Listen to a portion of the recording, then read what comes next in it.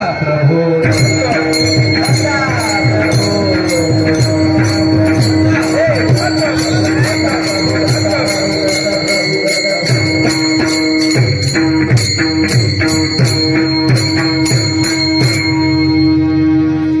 आयुष्य मुलाचे वेचिले संसारे येऊनी शरीरे हितकाय येऊनी नामासाठी करिता चावटे शेवटी बसनवटी झाले लागे गुरुवी नमरशील अधोगती जाशील